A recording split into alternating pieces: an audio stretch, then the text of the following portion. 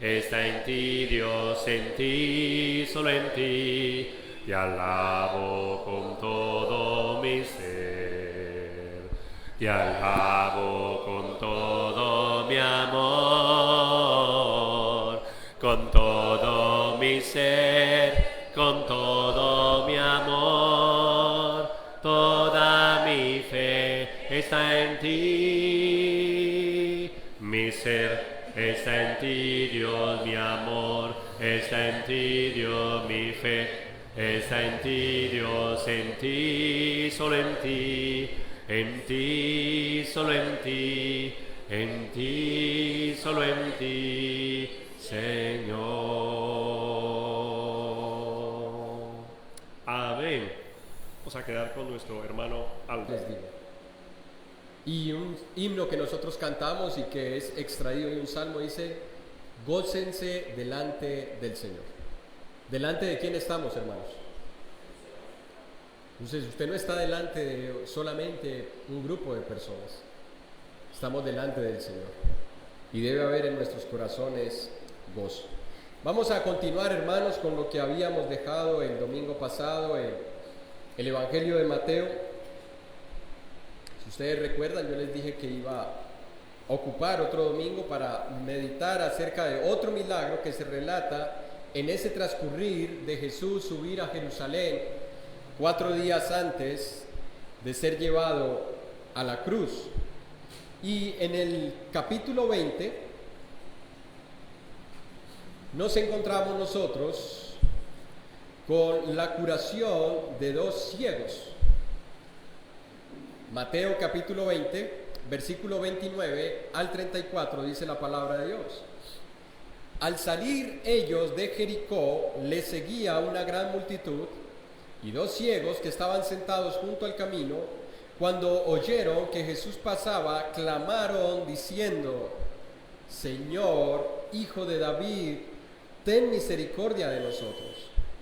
Y la gente les reprendió para que se callasen, pero ellos clamaban más diciendo: Señor, Hijo de David, ten misericordia de nosotros.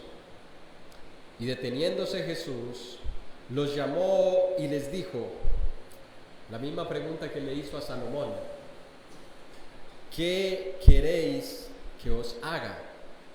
Ellos le dijeron: Señor, que sean abiertos nuestros ojos. Entonces Jesús, compadecido, les tocó los ojos y enseguida recibieron la vista y le siguieron. Vamos a orar y vamos a pedirle a Dios que nos ayude para que los ojos de nuestra fe también sean abiertos y no veamos simplemente letras en una pantalla o en un libro, sino que veamos el espíritu que hay detrás de esas letras. Oremos.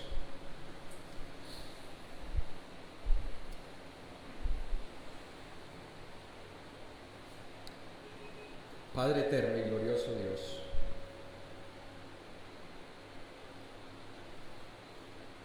hay ocasiones, Señor, en las que nuestra mente está tan nublada, tan cargada,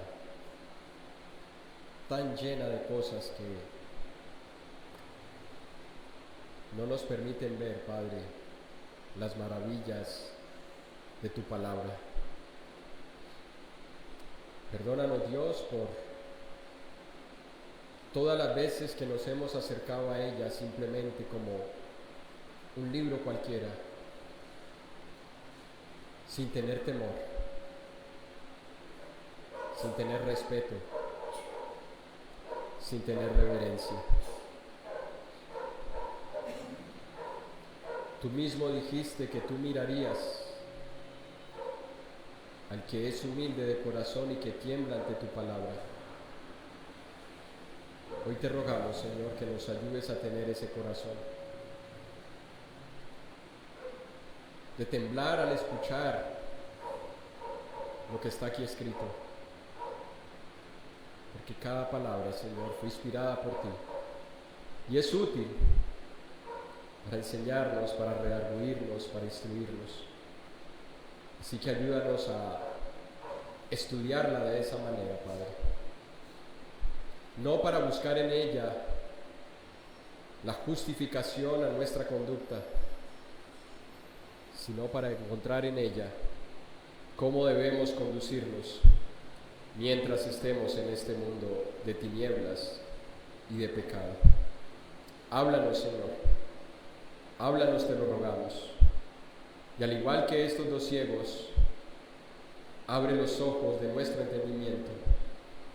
Pero de verdad, Señor, que no se abran los ojos del entendimiento y se cierren los físicos, sino que estemos atentos para escuchar tu voz, para poder aprender de ti, para poder conocerte más y así estar seguros que estamos haciendo las cosas que te agradan y no solo que estamos siguiendo la imaginación de nuestro corazón, que es perverso y que está torcido y que no puede saber cómo glorificarte a menos que tú lo dirijas por medio de las Escrituras. Con esa fe nos acercamos, Señor, y esperamos que tu palabra, que tiene poder, quebrante cualquier corazón que esté endurecido por el pecado, sea del enojo, de la amargura, del rencor, de la malicia, de los prejuicios, de las murmuraciones, de la fornicación, de las mentiras, cualquier pecado, Señor, que esté engañándonos. Te rogamos, Señor, que nos ayudes a reconocerlo, a arrepentirnos, para que así puedan venir de tu presencia esos tiempos de refrigerio. Te lo suplicamos todo, bajo la autoridad de nuestro Señor y Salvador Jesucristo, en quien te oramos y te damos gracias. Amén. Bien, hermanos, aquí tenemos nosotros en esta historia que veíamos. Recuerde, esto está sucediendo 4 días antes de que Jesús muera en Jerusalén crucificado. En esa caminata de Jesús hacia Jerusalén dice que él salía de Jericó. Jericó quedaba más o menos a 30 kilómetros de Jerusalén. Él caminó 30 kilómetros para ir al templo judío. Y ya eso nos comienza a enseñar a nosotros cómo a veces colocamos excusas para poder asistir a alguna reunión por las distancias. Jesús caminó 30 kilómetros en ese día y luego regresó a Betania, que quedaba más o menos a 20 kilómetros. O sea que caminó aproximadamente 50 kilómetros en un día. Eso ya nos va mostrando a nosotros que cuando hay verdaderamente convicciones, las distancias son cortas, porque los deseos son más fuertes. Ahora, vemos aquí, hermanos, una petición contestada. Ese será el título de la meditación. Una petición contestada. ¿Y por qué? Porque vamos a ver de que hubo otra petición que no fue contestada. O fue contestada, pero no de acuerdo a lo que las personas pedían. En el versículo 29 dice que al salir ellos, es decir, Jesús y todos los que iban con él, usted puede darse cuenta que cuando están hablando de ellos, está desde el versículo 17, dice, subiendo Jesús a Jerusalén, tomó a sus 12 discípulos aparte. Entonces cuando dice saliendo ellos, está hablando de Jesús y los 12 discípulos, le seguía una gran multitud. Y 2 ciegos que estaban sentados junto al camino, cuando oyeron que Jesús pasaba, clamaron. Esa palabra clamar es una palabra muy intensa en el griego. Es una palabra que está mostrando una insistencia en un llamado, en un ruego. Y yo no sé cómo usted analiza lo que estos hombres hicieron, pero note que dice que iba una gran multitud acompañándolos. Ahora, esa multitud que los iba acompañando no eran, con el perdón de los que sean de esa región, cundiboyacenses o de Cundinamarca, porque ellos tienen como esa fama de ser personas muy frías, muy calladas. Algunos dicen no son muy educados. Bueno, yo no sé qué tan educado es alguien que usted le pregunta por una dirección y dice yo no sé. Puede que sea educación contestar así. Pero Jesús no andaba con ese grupo de personas calladas, en silencio, todas siguiéndole, esperando a que Jesús dijera una palabra. No, andaba con judíos. Y los judíos eran una cultura muy parecida a las personas del Pacífico, de la costa. Muy alegres, muy gozosos, habladores. Entonces dice que iba una gran multitud siguiendo a Jesús. ¿Y cómo cree que estos hombres hicieron para que Jesús los escuchara? Sería que ellos comenzaron a decir: Jesús, Jesús, hey, Jesús. ¿O cómo se imagina ustedes el clamor de estos hombres? Ya de por sí, la multitud iba a impedir que sus voces fueran escuchadas fácilmente. ¿Sí o no? Y segundo, ellos tenían un problema muy grave. Eran ciegos. Así que dice la palabra que ellos comenzaron a intensificar su petición. Jesús, hijo de David, ten misericordia de nosotros. Y note lo que dice el versículo 31. Y la gente les reprendió para que callasen. Posiblemente la gente que iba con Jesús dijeron: pero ¿por qué lo estás estorbando? ¿Por qué lo estás distrayendo? ¿No ves que él tiene un propósito de ir a Jerusalén? Pero dice que ellos intensificaron más su clamor, y dice, pero ellos clamaban más. O sea, si ya estaban clamando, ahora estaban clamando más. Pero ¿qué era lo que estaban pidiendo? Según el versículo 30, ¿qué era lo que estaban pidiendo? ¿Estamos allí? Estamos en el Evangelio de Mateo, capítulo 20, versículo 30, para los que llegaron tarde. ¿Qué era lo que estaban pidiendo? Ten misericordia de nosotros. Hermanos, ¿cuántas veces nosotros nos hemos acercado así al Señor? A demandar solamente misericordia, a pedir solamente misericordia. ¿Cuántas veces hemos llegado ante la presencia del Señor con una necesidad por encima de todas, y es de que Él tenga misericordia de nosotros? ¿Cuántas veces hemos ido ante el Señor con una mente un poco nublada, de no saber qué pedir, por todas las dificultades que estemos atravesando, por todas las situaciones difíciles que estemos pasando? Y lo único que se viene a nuestras mentes es: Señor, ten misericordia de mí. Yo no sé, hermanos, cuántos de nosotros entendemos que lo único que usted y yo merecemos es el castigo eterno. ¿Por qué necesitamos misericordia? Porque todos merecemos el castigo eterno. Porque un solo pecado que hayamos cometido ya es suficiente para que se cumpla en nosotros esas palabras de Jesús, de que unos serán apartados a la derecha y se les dirá: venid a mí, benditos de mi Padre. Y a otros se les dirá: vosotros seréis echados en el infierno. Hermanos, un solo pecado es suficiente para que usted y yo estemos por toda la eternidad en el infierno. Un solo pecado. Y cuando hablo de un pecado, hermano, no me refiero a un asesinato, un adulterio, porque la palabra enseña que toda transgresión de la ley es pecado. Si Dios me dice: no murmures, y yo murmuro. Si Dios me dice: no te enojes, y yo me enojo. Si Dios me dice: no te aires, y yo me airo. Si Dios me dice: no guardes rencor, y yo lo guardo, ya he pecado. Pero nosotros parece que nos quedamos 500 años atrás con la teología católica de los pecados veniales, pecados capitales. Y si nos medimos de acuerdo a esa teología católica, es posible que alguno de nosotros piense que no ha cometido los pecados tan escandalosos que han cometido otras personas.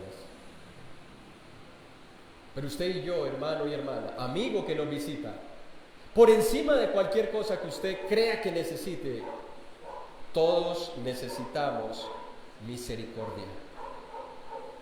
Y eso fue lo que movió a estos hombres a ir ante Jesús.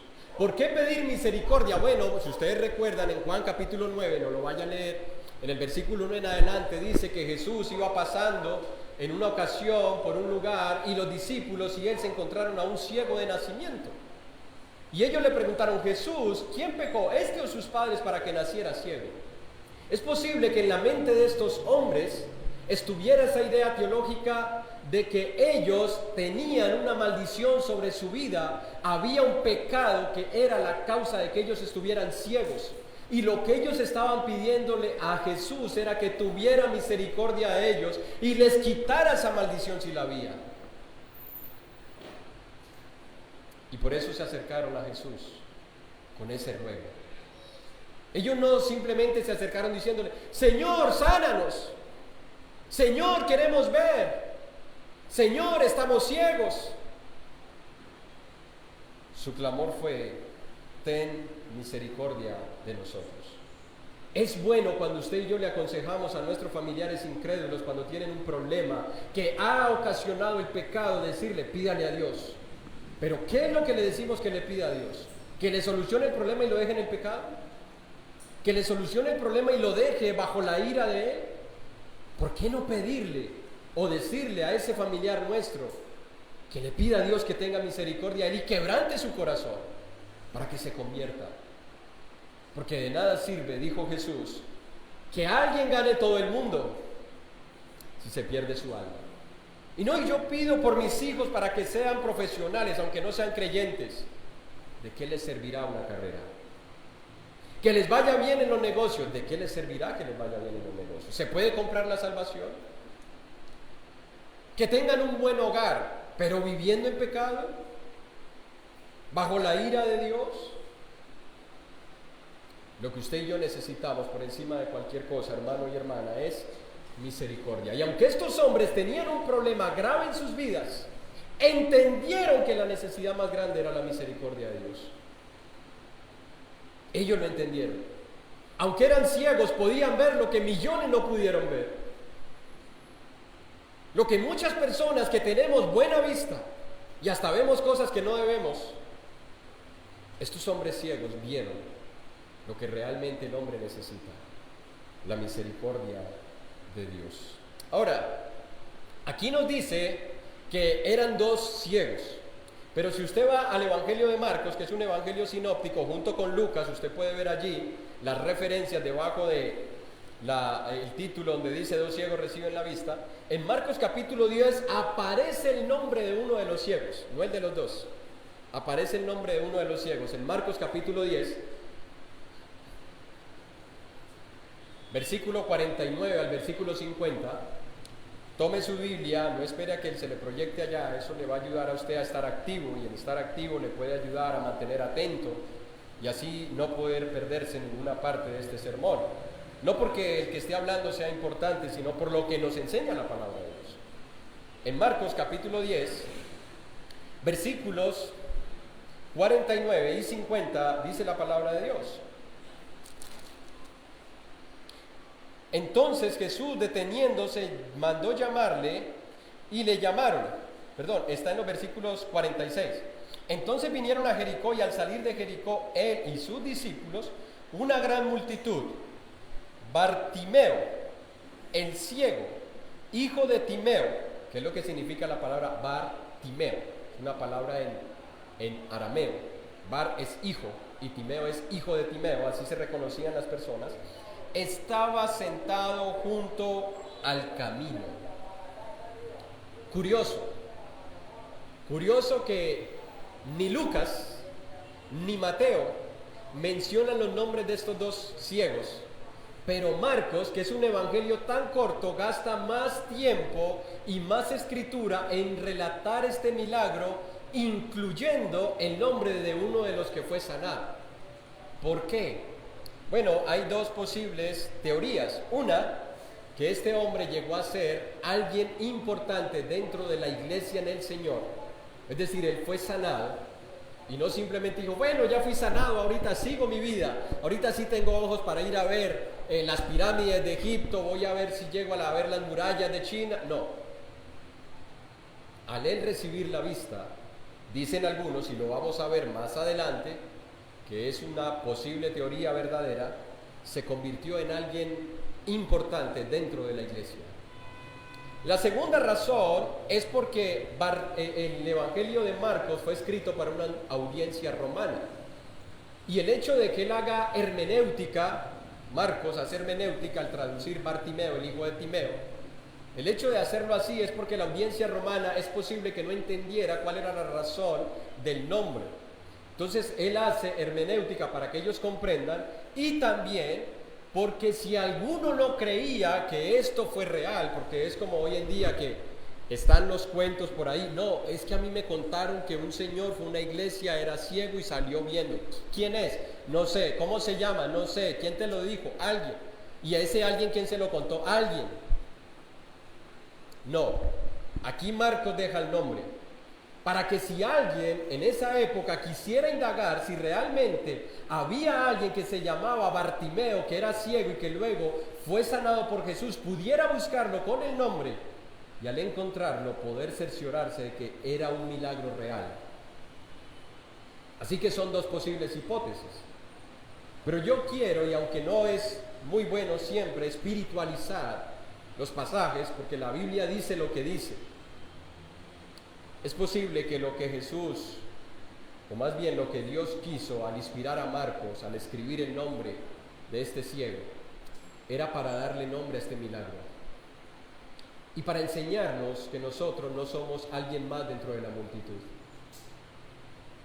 que nosotros no simplemente somos un nombre perdido entre muchos, sino que somos alguien importante, que Dios nos conoce por nombre, que a pesar de que iban multitudes siguiéndolos, Él decidió parar la comitiva para llamar a este hombre y que su nombre quedara registrado en las Escrituras, para mostrarnos a nosotros que aunque cuando usted y yo a veces necesitamos la ayuda de un hermano o de alguien y todos están ocupados, Dios no.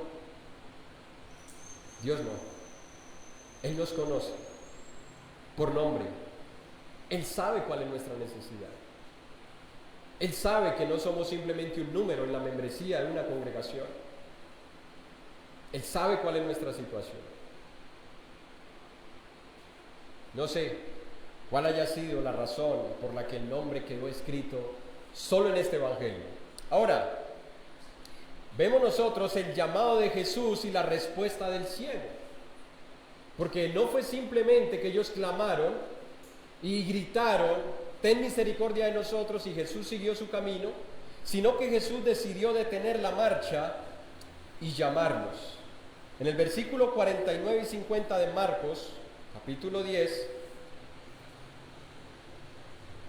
dice: entonces Jesús, deteniéndose, mandó llamarle, y llamaron al ciego diciéndole, los mismos que le decían cállate, ahora le dicen ten confianza, levántate, te llama. Esto nos muestra, hermanos, que el hombre seguía tendido en el suelo. Era ciego. Es posible que tuviera temor de que alguien lo tumbara en medio de la multitud. Él seguía tendido en el suelo. Hermanos, a veces nos acercamos a Dios a suplicarle cosas, pero con la misma postura que tenía el fariseo, viendo a Dios desde las alturas, nosotros sintiéndonos a la misma altura de Dios. Y yo no soy como los otros gentiles y pecadores, y ni siquiera como este que está aquí postrado a mis pies. Yo sí hago lo que debo, yo sí soy más espiritual que él. Este hombre estaba todavía tendido en el suelo. Una de las posturas que manifiestan humildad es estar postrado. No estoy enseñando esto como doctrina, aunque la Biblia nos enseña que así era como muchos se acercaban a Dios, postrados en tierra. Pero es posible que nosotros podamos doblar nuestras rodillas y erguir nuestros corazones. Y entonces no tendría sentido. Sería mejor doblar nuestros corazones, aunque estemos de pie, pero humillar nuestros corazones. Así que este hombre recibe el llamado de Jesús y le dicen: ten confianza, levántate, te llama. Verso 50, él entonces, arrojando su capa, se levantó y vino a Jesús. Hay un llamado y hay una respuesta. Pero noten que Marcos relata algo allí que no relata Mateo y que no relata Lucas. Dice que este hombre arrojó su capa. No era la capa del Principito, ¿oyeron? Ni la de Superman. La capa que representaba para una persona ciega y que aparte de eso era un mendigo. La capa representaba para ese hombre todo lo que tenía en la vida. Eso era todo lo que tenía. Porque si la teología de los judíos era que este hombre había pecado o sus padres estaba bajo maldición, es posible que muchas personas lo hubiesen rechazado. Nadie quería juntarse con él, y menos con una discapacidad física como la ceguera. No estaban en esa época como hoy en día, en donde la ceguera ya no es una dificultad para muchas personas. Hoy se tienen perros guías. Hoy se tienen centros donde se le ayuda a la persona a poder movilizarse aún siendo ciega. Y hay personas que pintan. Hay personas que cocinan. Que hacen arte sin ver. No, en esa época una persona ciega estaba confinada a la mendicidad. Y la capa era lo que ellos tendían en el suelo para que las personas que pasaran le tiraran monedas o comida. Con la capa este hombre también se acostaba a dormir. Era el único abrigo que tenía en las noches frías en esa región, durmiendo en las calles. Era lo que le protegía del sol. Era lo que posiblemente le protegía de la lluvia. Era lo único que tenía. Pero cuando Jesús lo llama, este hombre tira la capa. Y en esa multitud, ¿usted cree que no hubo alguien que se aprovechó y se la llevó? No piense que en la época de Jesús no había ladrones. Judas era un ladrón. Porque a veces pensamos que en la época de Jesús todo era mejor. Y pensamos nosotros: ay, qué bueno haber vivido en la época de Jesús así. Allá sí era bueno criar hijos. Hoy día es muy difícil, por eso yo con uno solito, porque es tan difícil criar hijos que yo prefiero uno. Si se me pierde uno nomás. No, en esa época era difícil criar hijos. Si usted lee Isaías, que fue escrito 1000 años antes de Cristo, en Isaías dice: ay de los que se levantan desde por la mañana y se vuelcan en los vicios y miran el vino cuando sonrojea. Habían personas con pecados, con vicios, y en la época de Jesús había ladrones, fornicarios, adúlteros, había prostitución. Así que es posible que alguno se aprovechó y vio la capa con algunas monedas, con algunos objetos de valor, y decidió echarle mano. Y es posible que alguien le hubiese dicho a Bartimeo: Bartimeo, la capa, ¿qué me importa? Jesús me llama, ¿para qué una capa? Hermanos, ¿cuál es la capa que nos está deteniendo para acercarnos más a Dios? ¿Cuál es la capa que nos tiene amarrados? ¿Un trabajo? ¿Una relación? ¿El ego? ¿El orgullo? ¿Cuál es la capa que no nos permite acercarnos más y más a Dios? Y no la queremos soltar. ¿Cuál es la capa que nos impide servir al Señor? Y no la soltamos, porque ya se ha convertido en algo de valor para nosotros. Y sentimos que si la soltamos, nuestra vida carece de sentido. No, hermanos. Nuestra vida tiene sentido solo en las manos de Dios. Tiene propósito solo en las manos de Dios. La época en la que estamos viviendo nos ha hecho creer que es lo que tenemos, lo que nos hace alguien, que es lo que adquirimos, lo que nos da relevancia, que es lo que poseemos, lo que hace que nuestra vida tenga propósito. No es así. No es así. Bartimeo soltó la capa porque alguien le había llamado, y ese alguien era Jesús. No sé a quién estemos escuchando nosotros, porque es posible que si no estamos soltando la capa es porque no nos está llamando Jesús. Porque cuando alguien siente el llamado de Dios, no le importa dejar atrás todo lo demás. Y cuando digo todo lo demás, es todo lo demás. Pero nos aferramos a muchas cosas, porque sentimos que sin eso no vamos a poder vivir. Porque sentimos que si yo no mantengo eso, voy a sufrir en la vida. No, yo voy a sufrir en la vida si no escucho el llamado de Dios y retengo la capa. Porque el día que yo llegue a la presencia de Dios, no importa cuántas capas yo retuve, ninguna de ellas me salvará de su vida. Ninguna. ¿Qué recompensa dará el hombre por su alma? No hay forma. Así que preguntémonos. Y tú, amigo o amiga que nos visitas, pregúntate cuál es la capa que tú no estás dispuesto a soltar. Tu pecado puede ser la capa. Porque el pecado se presenta como algo beneficioso y provechoso. Satanás nos presenta el departamento de publicidad muy bueno. Mira lo que puedes tener. Mira lo que puedes hacer. Mira que aquí puedes disfrutar. Allá en la iglesia, allá te van a prohibir todo, hasta escuchar música. Ver películas te lo van a prohibir. Tener noviazgos te van a decir que eso es pecado. Acá no. Acá lo puedes hacer. Disfruta. Sé feliz. Y nos aferramos a esas capas. Hasta que no nos demos cuenta que esa capa puede ser el impedimento para acercarnos a Jesús. Y no estemos dispuestos a soltarla, no vamos a recibir respuesta a la petición que nosotros tengamos. Ahora, ¿cuál fue la pregunta de Jesús? En Mateo capítulo 20, porque la pregunta se la hace a los dos. Mateo capítulo 20, versículo 32.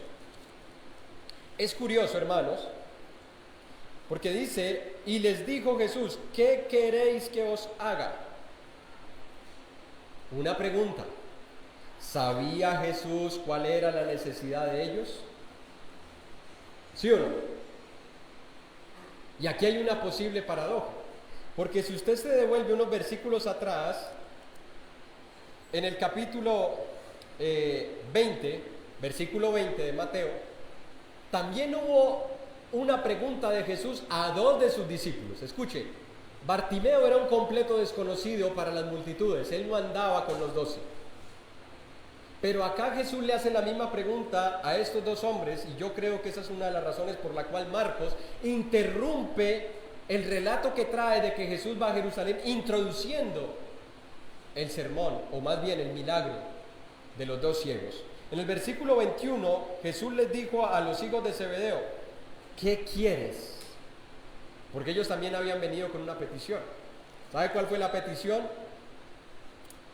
Señor, te queremos pedir algo sencillo. Cuando vengas en tu reino, no aquí ahorita porque aquí no tenemos nada, pero cuando vengas en tu reino, quisiéramos que uno se siente a tu derecha y el otro a tu izquierda. Es decir, en los dos lugares de mayor prominencia después del rey. Esa fue la petición de ellos dos. ¿Cuál fue la respuesta de Jesús? No. Pero ahora se encuentra con un ciego que no le pide nada de eso, sino que le pide misericordia. Y Jesús le dice, ¿qué queréis que os haga?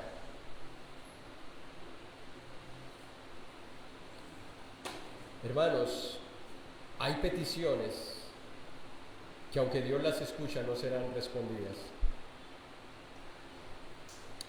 Hay peticiones que en la necedad de nuestros corazones se las hacemos a Dios y Dios nos va a responder con un no.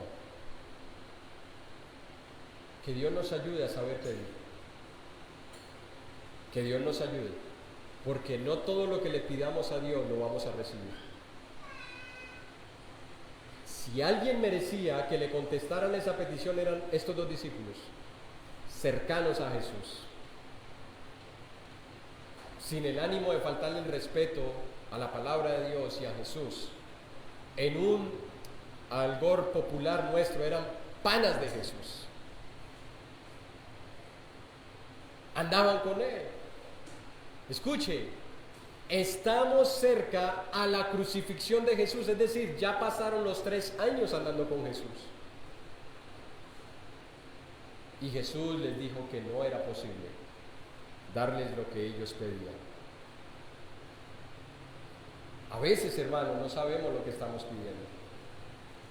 A veces no nos damos cuenta de las cosas que le estamos pidiendo. Y aún así, vamos ante Él, esperando que Él responda a todas nuestras peticiones. Pero Jesús sabía lo que estos hombres necesitaban. Porque si usted recuerda, en el Evangelio de Juan, capítulo 16, cuando Jesús está hablando con los discípulos, ellos le dicen: ahora hablas claramente y ninguna alegoría dices. Ahora conocemos que sabes todas las cosas y que no hay necesidad que nadie te pregunte. Jesús sabía lo que necesitaban los hijos de Zebedeo, lo que ellos querían, y Jesús sabía cuál era la petición que había en el corazón de los 2 ciegos. Pero Él esperó a que ellos manifestaran cuál era la necesidad. Ahora, no fue la única vez que Jesús le preguntó a alguien, aún sabiendo lo que necesitaba, si necesitaba algo. ¿Qué quieres que te haga? ¿O qué necesitas? Aún sabiéndolo. En el Evangelio de Juan, capítulo 5, versículo 4, encontramos otro milagro de Jesús, en esta ocasión en el pórtico Betesda. Dice la Escritura que había allí un paralítico, y dice en el versículo 3: en esto yacía una multitud de enfermos, ciegos, cojos y paralíticos que esperaban el movimiento del agua, porque un ángel descendía de tiempo en tiempo al estanque y agitaba el agua, y el que primero descendía al estanque después del movimiento del agua quedaba sano de cualquier enfermedad que tuviese. Y había allí un hombre que hacía 38 años estaba enfermo. Cuando Jesús lo vio acostado y supo que llevaba ya mucho tiempo así, le dijo, qué pregunta, ¿no? ¿Quieres ser sano? ¿Para qué iba el paralítico allá?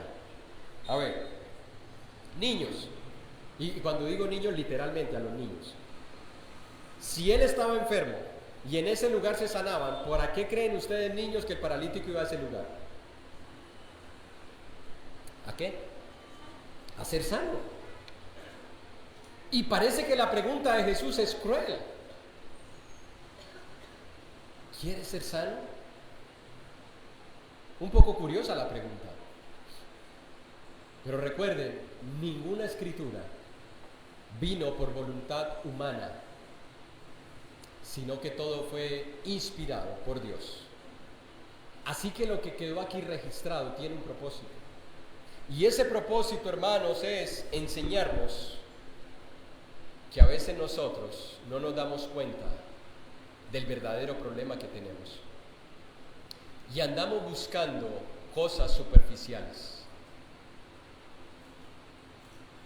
Y lo que Dios quiere es que se revele lo que hay en nuestros corazones. ¿Por qué creen que dice Santiago, pedís y no recibís? Porque pedimos mal. Porque cuando en realidad yo debería pedir por algo que realmente sí necesito y que es indispensable para mi vida y mi relación con Dios, le estoy pidiendo por cosas materiales, creyendo que ellas son las que van a mejorar mi relación con Dios. A veces nos quedamos en la superficie y no le pedimos por lo que realmente necesitamos. Si ustedes recuerdan, hace 8 días veíamos lo que le pasó a la higuera. ¿Qué le pasó a la higuera? Después de que Jesús fue a buscar fruto y solamente halló hojas, le dijo: nunca nadie jamás coma fruto de ti. Mateo dice que al instante se secó. Marcos dice que al día siguiente fueron y se había secado desde las raíces. ¿Cuántos de nosotros nos estamos dando cuenta, hermanos, que hay cosas que nos están secando espiritualmente, pero le estamos pidiendo por otras que no van a mejorar nuestra condición espiritual? ¿Cuántos de nosotros nos estamos viendo como la higuera, con muchas hojas, pero sin frutos? Cuando Jesús pregunta: ¿qué quieres? Cuando Jesús le dijo a estos hombres: ¿qué quieren que les haga? Y cuando Jesús le preguntó a este paralítico: ¿quieres ser sano?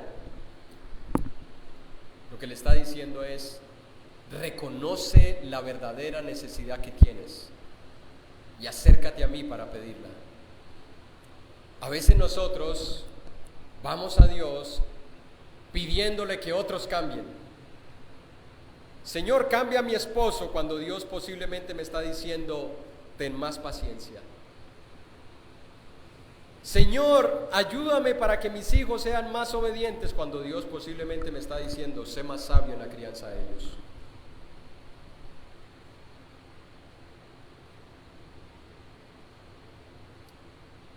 Pedimos mal y estamos esperando que todos los demás cambien para yo cambiar, y no nos damos cuenta que es posible que Dios esté utilizando esa situación para que nosotros nos demos cuenta de la verdadera necesidad que tenemos.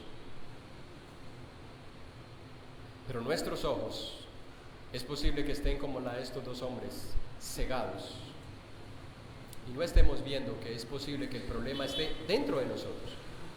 Porque si tú has tenido problemas con muchas personas, ¿no crees que el problema eres tú? Si tú no te hallas en un lugar, ¿no crees que el problema lo tienes tú? Cuando una mujer, y no estoy fomentando a que esto pase, ¿no?, ni un hombre, se divorcia porque dice que vive amargado y se casa con otra y vuelve a vivir amargado, ¿no crees que el amargado eres tú? Claro, no estoy fomentando esto porque la palabra de Dios nos dice que es pecado, a menos que haya muerte del cónyuge, como lo vemos en las Escrituras. Si tú tienes dificultad para relacionarte con otras personas, ¿no crees que el problema eres tú? Si tú ves que otros sí se pueden relacionar y que aunque tengan diferencias pueden llegar a acuerdos y siguen adelante, pero tú no puedes, ¿no crees que el problema es tuyo?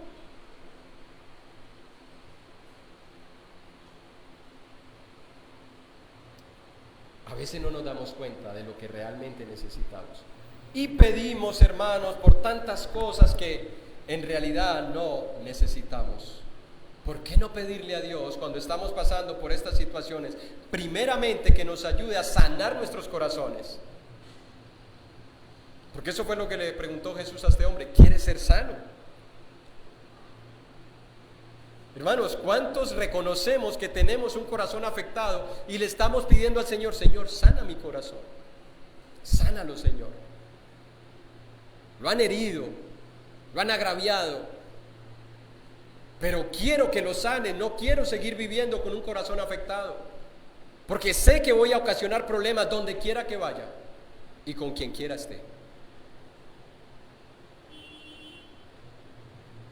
¿Cuántos reconocemos la verdadera necesidad que tenemos? En 2 de Pedro, capítulo 1, versículo 5 en adelante,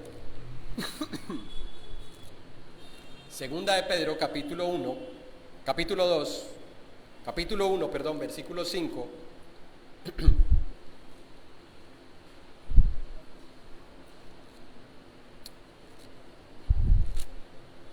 Dice la palabra de Dios: ustedes también, poniendo toda diligencia, por esto mismo añadida a vuestra fe virtud. Hermanos, Hago un alto aquí porque quiero que de principio sentemos una base sólida para lo que sigue diciendo. No nos engañemos pensando que lo más importante en la vida de un creyente es la fe. A veces nos engañamos con eso, hermanos. No, después de que yo tenga fe, todo lo demás tiene que funcionar, porque el pasaje no termina allí. Añadan a su fe virtud, a la virtud conocimiento, es decir, ponle a la fe acción, porque la fe tiene que actuar, si no, no es fe. Y no es poner fe en la fe, porque hay gente que tiene fe en la fe y dice, yo soy una persona de mucha fe, no importa si yo tengo mucha fe, si yo no tengo la fe en el objeto indicado, no importa cuánta fe tenga. Usted puede tener fe en que Napoleón se va a levantar y va a solucionar los problemas del mundo. No importa que usted tenga fe en eso, no va a pasar. En que Simón Bolívar va a venir y va a reorganizar la Gran Colombia, no va a pasar. No importa cuánta fe usted tenga. No es fe en la fe, es que la fe tiene que tener acciones. A la fe virtud, a la virtud conocimiento. Yo no puedo saber cómo ejercer la fe si yo no conozco cuál es la voluntad de Dios, porque la fe no es algo imaginario. Dios no me dejó a la imaginación que tenga fe en lo que yo crea. La fe viene por el oír, y el oír viene por la palabra. No dice y el oír la palabra, el oír viene por la palabra. Lo que produce fe en el hombre es el oír la palabra. Hay que añadirle conocimiento. Al conocimiento, dominio propio. Si yo digo que tengo fe, que tengo virtudes, que tengo conocimiento, pero soy impulsivo, me dejo llevar por las emociones y parezco un niño berrinchudo, y me perdonan por la expresión, que hoy digo una cosa, mañana digo otra, y actúo de una manera y luego actúo de otra. El que realmente está desarrollando su fe tiene dominio propio, autocontrol. No creamos que tenemos mucha fe y que eso es suficiente cuando no tenemos dominio propio y no nos controlamos. Al dominio propio, paciencia. Pero tengo mucha fe, pero ¿tienes paciencia? O las cosas te desesperan, que dicen, si no se hacen como yo quiero, ya. ¿Tienes paciencia? Si las cosas no se hacen como yo digo, no sirven. ¿Tengo paciencia? A la paciencia, piedad, una vida consagrada a Dios, una vida ordenada espiritual y moralmente. A la piedad, afecto fraternal. Ese es el amor que tenemos para con todos. Y al afecto fraternal, amor. La palabra amor aquí es el amor sacrificial, el que está dispuesto a renunciar a muchas cosas, si eso es lo que se requiere para restaurar una relación. Lo dice Santiago, lo dice Pedro, que este amor es el que cubre multitud de pecados. Este es el amor que está dispuesto a pasar por alto un agravio. Este es el amor que está dispuesto a pasar por alto una ofensa. No es el amor que guarda rencor, pero tengo amor. Yo amo a Dios, pero guardo rencor. Yo amo a Dios, pero tengo cosas guardadas. Yo amo a Dios, pero no soporto a fulano y a sutano, pero tengo amor. No os engañéis, dice la palabra. ¿Cuál amor es el que tenemos?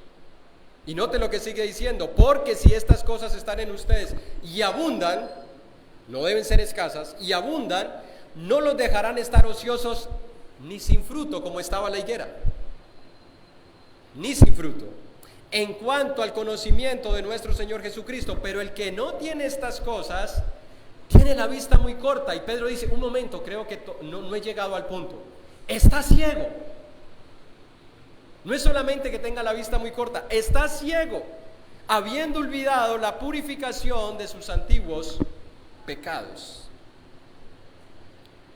Hermanos, si nosotros no estamos desarrollando estas virtudes, estamos ciegos y por eso no vemos las verdaderas necesidades que tenemos.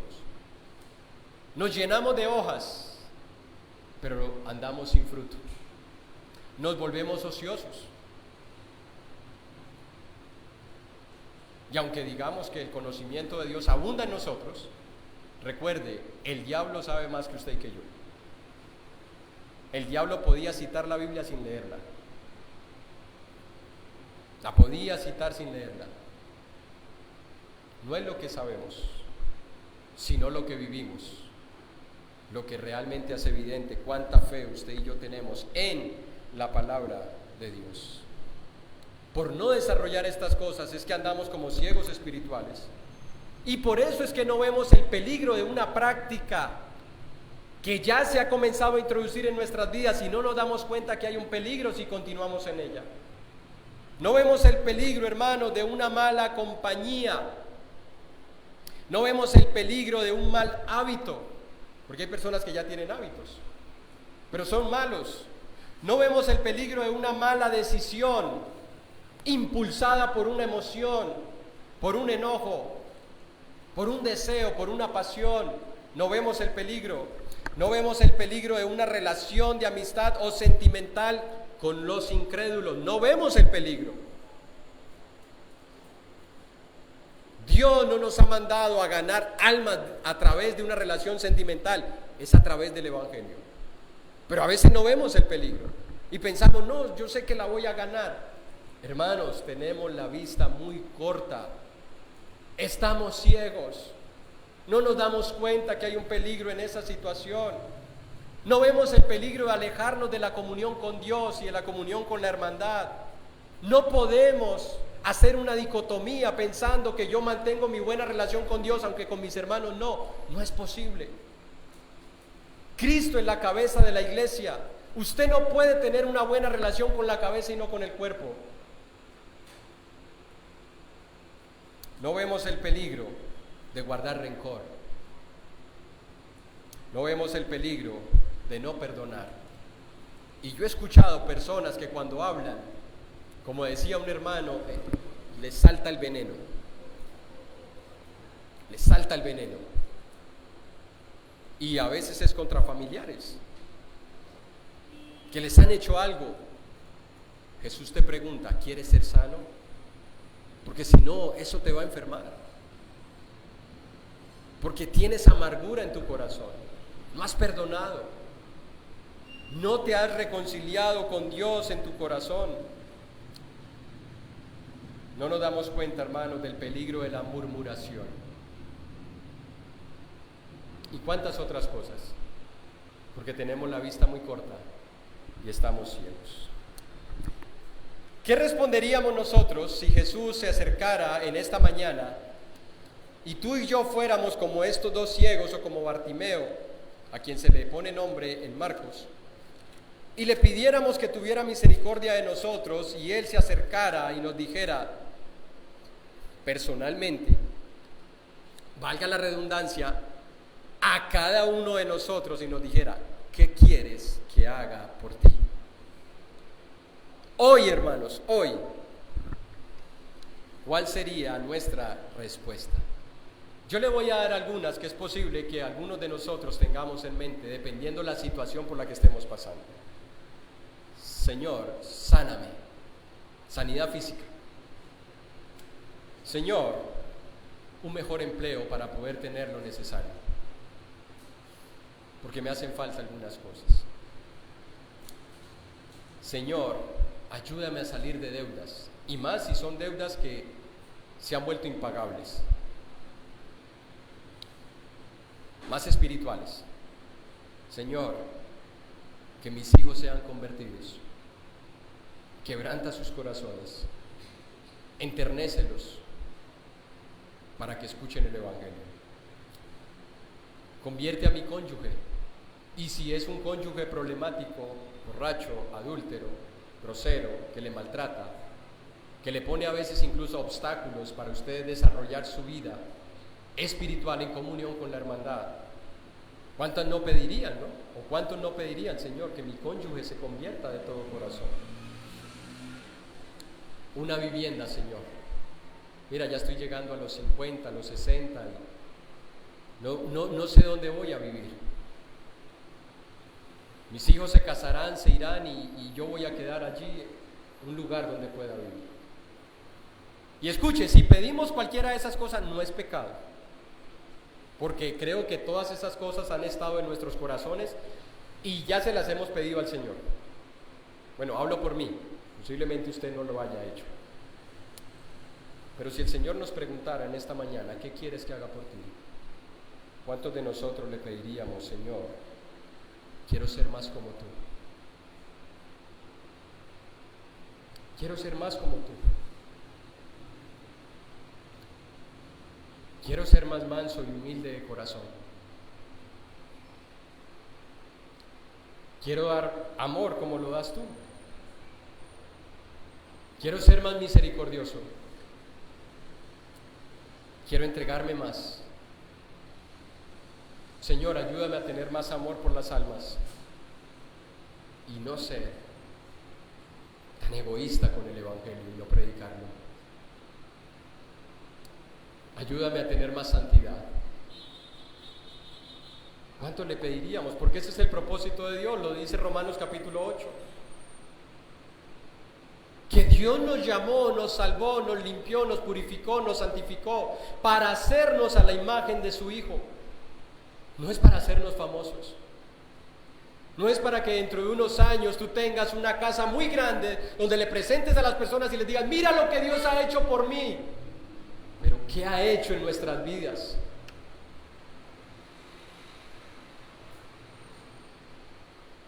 Vamos a presentarle las hojas, pero no tenemos fruto. Estos ciegos que se acercaron a Jesús tenían una necesidad. Y la pregunta de Jesús tuvo una respuesta en Bartimeo. La respuesta de Bartimeo fue, Señor, que sea sanado. En Lucas capítulo 18, para terminar, que es sinóptico con este evangelio de Marcos y de Mateo, Lucas capítulo 18, versículo 41 al 43, donde se relata nuevamente este milagro. Dice, diciéndole Jesús, ¿qué quieres que te haga? Y él le dijo, Señor, que reciba la vista. Jesús le dijo, recíbela, tu fe te ha salvado. Y esa palabra se puede traducir como tu fe te ha sanado. Ahora, es posible que quedara salvo. ¿Por qué? Porque todos somos salvos por fe. Nadie es salvo por obras. Y recuerde, todavía el evangelio no ha entrado en vigencia porque Jesús no ha muerto. No ha muerto Jesús. Y Jesús tenía el poder de salvar porque es Dios. Y este hombre tenía fe en que Jesucristo era el Mesías, porque la forma en la que él le llamó fue Hijo de David. ¿Quién era el hijo de David? El Mesías prometido, el que salvaría al pueblo de sus pecados. Así que es posible que tuviera las dos connotaciones. Versículo 43, y luego vio y le seguía glorificando a Dios, y todo el pueblo cuando vio aquello dio alabanza a Dios. Escuche lo que sucedió después de la sanidad de este hombre. Cuando él vio, no se volvió a buscar la capa. ¿Quién se me llevó la capa? ¿Dónde la tienen? Yo ahí tenía unos moneditas. No. ¿Saben qué hizo él cuando fue sanado? Las dos cosas para las cuales fuimos creados: seguir a Jesús y vivir para su gloria. Seguir a Jesús y vivir para su gloria. No fuimos creados para nada más, hermanos. Todo lo demás es añadidura. Los lugares que ocupemos, lo que lleguemos a obtener, las propiedades que tengamos, son añadiduras. Eso se va a quemar aquí. Nosotros fuimos creados para seguirle y para glorificarle. Y este hombre, eso fue lo que hizo. Cuando Dios hace algo en nuestras vidas, hermanos, no es para que hagamos alarde de ello. Bartimeo no comenzó a decir, miren, si ve, por mi fe fui sanado, porque yo sí tengo fe. Aunque me decían, cállate, cállate, yo dije, no, porque mi fe es la que va a hacer mover, que Jesús me sane, y yo soy un hombre de fe, y por mi fe fue sanado. No, él fue sanado porque llegó buscando misericordia. Porque Pablo le pidió a Dios que le quitara un aguijón en su carne, y Dios le dijo, no, ese aguijón va a ser una forma en la que tú me glorifiques. Porque Timoteo era un hombre de fe, y una fe genuina, no fingida. Y Pablo no le dijo: yo te sano en el nombre de Jesús. Sigue bebiendo vino porque esa es la medicina que te va a servir. Cuando Dios hace algo, no es para que nosotros hagamos alarde de nuestra fe, es para que le sigamos y le glorifiquemos. Noten lo que dice en el versículo 43. Cuando vio el pueblo todo aquello, no se fueron buscando a Bartimeo. Dinos el secreto, Bartimeo. ¿Qué hay que hacer para tener tanta fe como tú, Bartimeo? Es que yo también estoy enfermo y no he podido ser sanado. ¿Cuál es el truco? No, el pueblo dio alabanza a Dios. Cuando tú y yo comenzamos a hacer alarde de lo que Dios ha hecho en nuestras vidas, como si lo hubiese hecho por nosotros, nos convertimos en ladrones de la gloria de Dios. Nos convertimos en ladrones de la gloria de Dios. Termino, hermanos. Amigo o amiga que nos visitas, recuerda que este hombre era ciego y aparte era mendigo. Jesús lo llamó. Te hago una pregunta. Tú has visto personas tiradas en la calle, ¿cierto? ¿Tú te has acercado a ellas alguna vez? ¿A un indigente tirado en la calle? Levante la mano el que se ha acercado. ¿A qué huelen?